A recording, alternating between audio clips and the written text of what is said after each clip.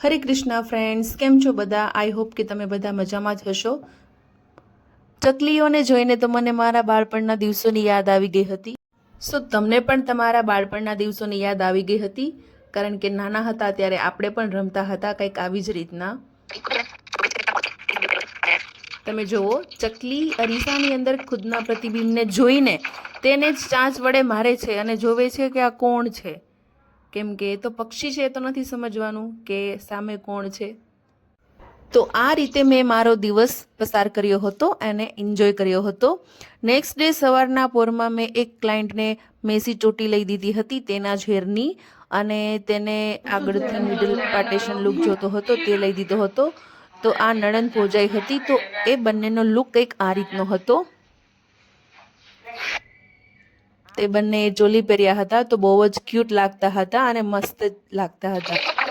ત્યાર પછી આ નાની ગર્લ્સ હતી બે, તેને મેં પોનીટેલ હેરસ્ટાઈલ લઈ દીધી હતી અને મેકઅપ કર્યો હતો. તે પણ બંને સેમ કોસ્ચ્યુમ પહેરેલા હતા અને બહુ જ મસ્ત લાગતી હતી, એકદમ ઢીંગલી જેવું લાગતું હતું. તમે જોઈ શકો છો. તેને રેડી કર્યા પછી મેં તેને એમ કીધું હતું કે તમને એકાબીજાનામાંથી શું ગમે છે? તો કે મને હેરસ્ટાઈલ બહુ ગમે છે. ત્યાર પછી હું નીકળી ગઈ હતી બસમાં, અને રસ્તામાં મને પપ્પાએ ખાવા માટે ચણા આપ્યા હતા અને જામફળ આપ્યું હતું. અને જામફળમાં તમે જોઈ શકો છો કે નખના નિશાન છે. એનો મતલબ એ છે કે જામફળ કાચું તો નથી ને, એ ચેક કરવા માટે તેણે નખ મારીને જોયું છે. તો નાસ્તામાં મને આ ફ્રૂટ પણ આપ્યું હતું, એટલે મજા આવી ગઈ હતી. પછી દિવસ પસાર થતો ગયો હતો અને સનસેટને હું લાઈવ એન્જોય કરી રહી હતી, અને વચ્ચે નદી આવી હતી. ત્યાર પછી જે સનસેટનો જે વ્યૂ હતો તે બહુ જ મસ્ત હતો.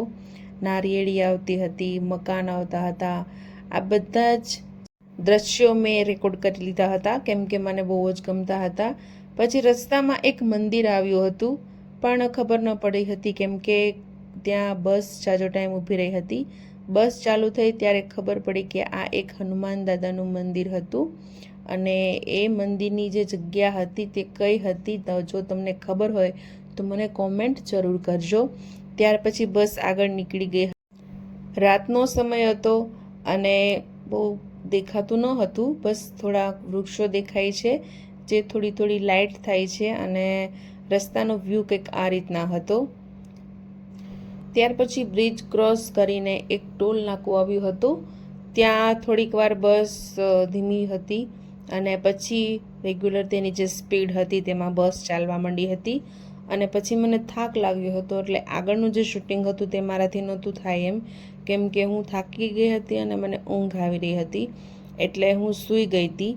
અને જ્યારે ઘરે હું સવારમાં પહોંચી તો ગામડેથી જે શાકભાજી આવ્યું હતું તેમાં નાના ચેરી ટોમેટો હતા. મને તો આ ટમેટો બહુ જ પસંદ છે. શું તમને પણ પસંદ છે? તો એ ટમેટામાંથી મેં સેવ ટમેટાનું શાક બનાવ્યું હતું, સાથે બાજરાના રોટલા હતા, સલાડ હતું, ડુંગળીનું મરચું હતું, અને પેંડા હતા સ્ક્વેરમાં બનાવેલા. એ પેંડા છે તે મારા મમ્મી પપ્પા ગામડેથી બનાવીને લઈને આવ્યા હતા, અને આ માવાના પેંડા હતા, પણ તેણે પેંડાનો શેપ નહોતો વાળ્યો, આ રીતે સ્ક્વેર ટેફલી કરી હતી. તો આ મારું બપોરનું જમવાનું હતું.